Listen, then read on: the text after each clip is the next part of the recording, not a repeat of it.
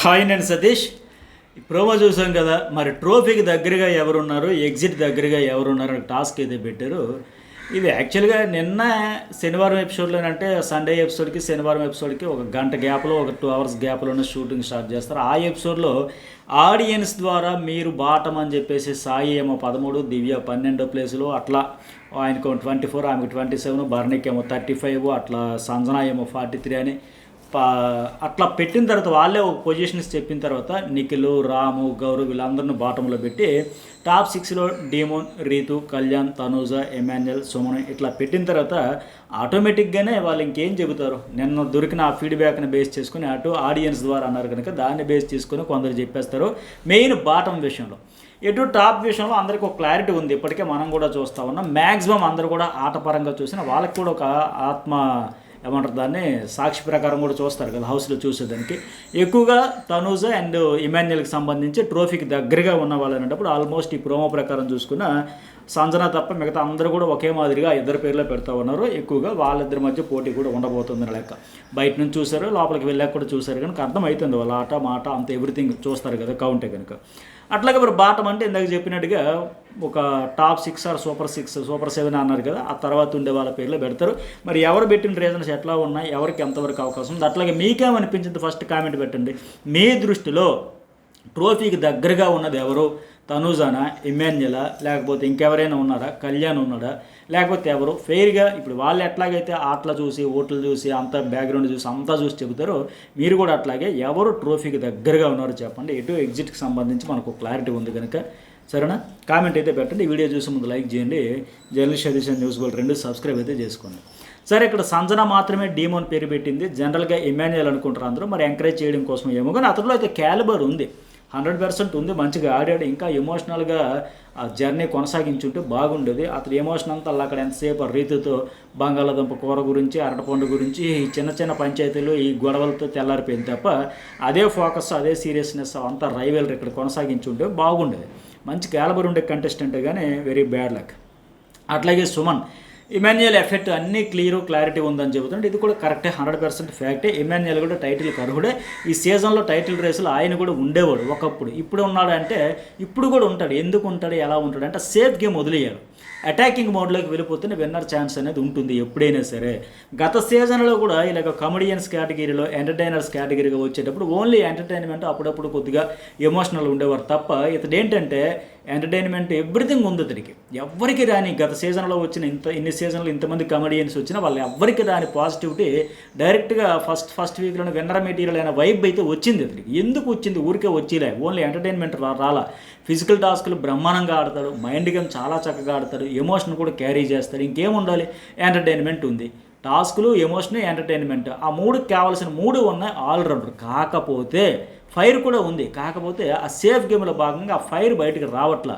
ఇంకో bad luck ఏంటంటే ఇతరికి కావచ్చు, హౌస్మేట్స్ కావచ్చు, ఎన్నడూ లేనిది ఈ సీజన్లో ఏకంగా ఇన్పుట్స్ ఫ్లో వస్తూనే ఆయన మొన్న ఒకసారి అన్నట్టుగా ఈ సీజన్ ఏందన్నా ఏమది 5 నెలల సీజన్ లాగా ఉంది. వచ్చినోడు వస్తూనే ఉన్నారు. మాకు ఇప్పటికే ఫ్యూజల్ అయిపోయింది. ఇంకేందని నన్ను మాదిరిగా 3వ వారం, 5వ వారం వైల్డ్ కార్డు, రీఎంట్రీ, ఈ వీకెండ్ ఎవ్రీ వీక్. ఇప్పుడు నిన్న చెప్పినట్టుగా స్టార్టింగ్లో చెప్పినట్టుగా ఇట్లా రకరకాలుగా ఇన్ని రకాలుగా ఇన్పుట్స్ ఇస్తే ఇంకేముంటుంది అందరూ. సరేలే మనకి ఎందుకు, ఇక నెగిటివ్ అవ్వడం ఎందుకు, బ్యాడ్ అవ్వడం ఎందుకు, ఏదో ఉన్న రోజులు ఉందా వెళ్దామన్న మాదిరిగా అట్లా అయిపోతారు. ఇంకా దానివల్ల దెబ్బతింటారు. గతంలో ఏంటి, ఇలాంటి స్టేజ్కి 10వ వారంకి వచ్చేసరికి ఫ్యామిలీ వీక్ కోసం అందరూ క్యూరియాసిటీ ఉండేది. కొద్దిగా అటు ఇటు డౌట్ ఉండేసరి ఎవరి తాలూకాలు ఏం చెబుతారో, ఎవరిని ఏ పొజిషన్లో పెడతారని ఆ 10వ వారం ఫ్యామిలీ వీక్ వరకు కొద్దిగా ఆసక్తి, ఆ క్యూరియాసిటీ పెరిగేది. ఇప్పుడు అట్లా ఎక్కడుంది, మొత్తం వీళ్ళే చెప్పి వారం ఇచ్చి ఇంకా అర్థమైపోతుంది కదా, సరేలే ఇంక మంది పొజిషన్. ఇప్పుడు చూడండి ఇవాళ నుంచి ఎట్లా ఉంటుందో, చప్పగా ఎవరు నోరెత్తరో, ఒక స్టాండ్ తీసుకొని ఒక మాట్లాడరు, అట్లా ఉండిపోతారు. ఇంకెందుకు మనం బ్యాడ్ అవ్వాలా, నెగిటివ్ అవ్వాలా, ఎవరి పొజిషన్ అంటే అర్థమవుతుంది కదా అని చెప్పేసి. అఫ్కోర్స్ ఇప్పుడు కొన్ని ఫ్యామిలీ వీక్లోనైనా సరే ఏదైనా చెబుతారంటే అది కూడా ఈ సీజన్కి సంబంధించి వెరీ బ్యాడ్ లక్ ఏంటంటే కంటెస్టెంట్కి సంబంధించి అవి కూడా 12వ వారం 13వ వారంకి పెడతారంటే ఇంకెందుకు అప్పటికి అంత అయిపోయినాక ఆ ఫ్యామిలీ వీక్ వచ్చి వాళ్ళని తీసుకొని వెళ్ళడానికి అన్నట్టు ఉంటుంది. అప్పుడు గతంలో ఏంటంటే 10వ వారం 11వ వారం చెబితే ఇంకా గేమ్ చేంజ్ అయ్యేది. సీజన్ 7లో శివాజీకి అప్పటికే వాళ్ళ మిస్సెస్ వచ్చి నాకు బాగా గుర్తు, ఆవిడ చెప్పినట్టుగా ఇప్పటికీ అవకాశం ఉందంటే ఆ తర్వాత గేమ్ చేంజ్ అయిపోయాయి. కానీ ఈసారి అట్లాంటి అవకాశం కూడా లేకుండా ఆ ఇన్పుట్స్ ఇవ్వాల్సింది కూడా నువ్వు ఇది మార్చుకో, ఈ సేఫ్ గేమ్ వదిలే, ఇలా రైవలరీ కొనసాగించి. ఇప్పుడు ఆడియన్స్ అయితే కొందరు చెప్పారంటే ఎమ్మెల్యేలకు కూడా ఆ రైవలరీ కొనసాగించండి, మీ నుంచి అది ఎక్స్పెక్ట్ చేస్తామని. అట్లాంటిది పోనీ ఫ్యామిలీ వీక్ నుంచి వచ్చేటప్పుడు వాళ్ళు స్ట్రాంగ్ వ్యాలిడ్ ఇన్పుట్స్ ఇస్తారనుకున్నా, సరే ఇది 12వ వారంగా పెట్టారంటే అప్పుడు పెడితే ఏంటి పెట్టకపోతే ఏంటి, అంతా అయిపోయిన తర్వాత ఇక ఎంత వేగంగా ఇంటికి వెళ్ళిపోదామని అందరూ అప్పుడు రామురాదు ఈ వారం హోమ్ సిక్ అయినట్టుగా అందరూ కూడా హోమ్ సిక్ అయిపోయి ఎంత వేగంగా వెళ్ళిపోదామా, ఈ లాస్ట్ 2 వీక్స్ హ్యాపీగా జాలీగా ఆడాం పాడామని హ్యాపీ చిల్ బ్రో మోడ్లోకి వెళ్ళిపోతారు. ఇంకా అట్లాగే సరే మరి ఇంకా నేను చెప్తాను కదా, ఇప్పుడు సుమన్ అయితే ఎట్లా చెబుతున్నాడు, ఎక్కువగా చెబుతా ఉన్నాడు ఎవరికి, ఏం పేరైనా ఎమాన్యుయల్కి సంబంధించి బాగా చెబుతున్నాడు. అయితే సుమన్ శెట్టికి చెప్పే కదా, నిజంగా ఇప్పుడు ఈ వీక్లో నేను ఇచ్చిన 100 స్కోర్ నుంచి లాస్ట్ 23-24 వరకు ఇచ్చారు కదా. ఇప్పుడు ఎమాన్యుయల్కి సంబంధించి ఆయన మీద ఎక్స్పెక్టేషన్స్కి ఎక్కువగా పెరిగిపోతాయి. మన ఆయన కూడా చెప్పాడు ఎమాన్యుయల్ ఏమని చెప్పాడంటే, ఇక్కడ ఏమవుతుందంటే సుమన్ శెట్టి అన్న చిన్నది చేసిన ఒక కామెంట్ చేసిన ఒక జోక్ చేసిన చిన్నదారిన ఎక్కువ పొగడతలు వచ్చేస్తాయి. ఎందుకంటే అతని నుంచి అసలు ఎవరు ఏమి ఎక్స్పెక్ట్ చేయట్లే. అదే నేను 100% ఎంటర్టైన్మెంట్ చేసినావు, నువ్వు ఎమాన్యుయల్ చేస్తాడు చెయ్యాలి, అతడు చేయకపోతే ఎవరు చేస్తారు, ఆయనే కదా ఎంటర్టైనర్, అట్లా ఉంటుంది. వాస్తవానికి ఎమాన్యుయల్ చేసినంత కామెడీ ఎంటర్టైన్మెంట్ ఎవరూ చేయలే, చాలా చేశాడు. ఏ వారానికి ఆ వారం. ఇప్పుడు దొంగల టాస్క్లు వచ్చేసరికి నేరాల ఘోరాల్లో నూతన ప్రసాద్ వాయిస్ని ఇమిటేషన్ చేస్తూ అట్లా ఆ సందర్భానికి తగ్గట్టుగా ఆ సిచ్యువేషన్కి తగ్గట్టుగా చాలా చక్కగా చేశాడు. అయినా సరే ఆ ఎమ్మెల్యేలు చేస్తారు, అందులో ఎంతే ఉంది, ఆయన చేస్తారు కదా, ఆయనకి అలవాటే కదా, అట్లా అయిపోయింది, అది కామన్ అయిపోయాయి. కానీ సుమన్ శెట్టి నిన్న చూడండి, పాలు తాగాడంట. సుమన్ శెట్టి పాలు తాగే పక్కన ఉన్న బొడ్డోడు కూడా తాగుతాడు, నిక్కర్లు వేసుకున్న బొడ్డోడు కూడా పక్కన ఉన్న దివ్య కాపలా కాస్తే ఈయన తాగాడంట. దానికి కూడా ఎలివేషను. ఆ సోఫాలో కూర్చున్న వాళ్ళు ఎవరినైనా ముగ్గురు లేపమంటే ముగ్గురిని దివ్య గదిలేపింది. అదే అలాగే ఇంకెవరైనా కళ్యాణ్కి తెలిసిపోయిన సరే మేనేజ్ చేసింది కూడా ఆవిడే కదా. ఇతని కాంట్రిబ్యూషన్ ఏమైనా ఉందా, పక్కన ఆవిడ ఉంటే పాలు దగ్గర ఇలా జాకీలు పెట్టి లేపుతూ ఉంటే ఆయన మొన్న ఎమ్మెల్యేలు అందుకే బాధపడ్డాడు. సుమన్ ఇంత చేస్తే గోరంత చేస్తే కొండంత ఎలివేషన్ ఇస్తుంది, మనం కొండంత చేసినా గోరంత ఎలివేషన్ రాదు, ఇంకా అంతేలా ఇంతే చేస్తారు అన్నట్టు ఉంటుందంటే అది ఎగ్జాక్ట్లీ వెరీ బ్యాడ్. అది నిజంగా పాపం ఆయన అన్ని రకాలుగా ఎఫర్ట్స్ పెడుతున్నా సరే.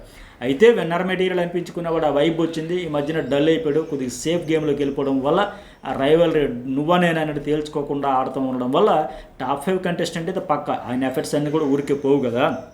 ఎప్పటికైనా మంచిదే ఆయన పాపం, ఇంకా సేఫ్ వదిలేస్తే బెటర్. ఇంకేముందండి, 6 వారాలు ఉంది నిండా. ఈ 6 వారాలు ఏదో ఒకటి తాడపిడి తేల్చుకో అన్నట్టుకు వెళ్ళిపోతే సర్లే ఇన్ని రోజులు వచ్చాం, మరీ ఫస్ట్ వీకో సెకండ్ వీకో వెళ్ళిపోలే, అవమానకరంగా బాధగా పడక్కర్లే, ఇన్ని రోజులు వచ్చాం కదా, ఇక కప్పుకి దగ్గరలో ఉన్నాం కదా, డూ ఆర్ డై అన్నట్టు వెళ్ళిపోతే బాగుండేది. ఎటు టాప్ 5లోకి వచ్చేస్తున్నాడు కనుక. సరే సుమన్ శెట్టి సాయికే చెప్పాడు ఎగ్జిట్ టాస్క్ సరిగ్గా ఆడలేకపోతుంటే అది కరెక్టే. నేను చెప్పినట్టుగా వాళ్ళందరూ మ్యాక్సిమం ఎవరికి పెడతారు, అయితే దివ్య లేదా సాయి, భరణి, సంజన, గౌరవ్ వీళ్ళనే పెడతారు. బాటంలో ఉండే నిఖిల్ వీళ్ళనే పెడతారు. రామురాదు రేటో అవుట్ అయిపోయాడు కనుక. అట్లాగే మరి భరణిని కూడా పెడతారు. ఎందుకు పెడతారంటే పాపం ఆయన బ్యాడ్ లక్ ఏంటంటే angry young man, no doubt fire అయితే ఉంది. ఇతడు కూడా సేమ్ ఆ సేఫ్ ప్లే వల్ల ఓపెన్ కాకపోవడంతో ఇప్పుడు రీఎంట్రీ కూడా నేను ఎందుకు ఇచ్చాను రా బాబోయ్ అన్న పరిస్థితి అయిపోయాయి. చూసారు ఆయన నోటితో ఆయనే 2 రోజుల్లో వెళ్ళిపోతానేమో, ప్రశాంతంగా హ్యాపీగా ఉన్నారు, 2 రోజులు ఉంటే చాలు అన్నట్టు ఆయనే డేలా పడిపోతే మిగతా వాళ్ళు ఎందుకు వాడరు, ఆల్రెడీ మీరు ఎగ్జిట్ అండి రీఎంట్రీ అండి సో ఇతడే అని చెప్పి పైగా నిన్న బాటంలోనే ఉన్నాడు కనుక, బాటం 5లోనే ఉన్నాడు కనుక ఖచ్చితంగా ఆయన పేరు అయితే పెడతారు. సరే ఇక కళ్యాణ్ వచ్చి తనూజ ట్రోఫీ ఎందుకంటే బాగా ఆడుతుంది, ఎఫర్ట్స్ పెడుతుంది, తన మ్యాక్సిమం తను ఇస్తుంది, ట్రై చేస్తుంది, ఇవే చెబుతాడు. ఇంకా ఆ అమ్మాయి కూడా గివప్ ఇవ్వట్లేదు కదా, ఆ ఆర్గ్యుమెంట్స్ ఏదో ఒకటి చేస్తుంది కదా.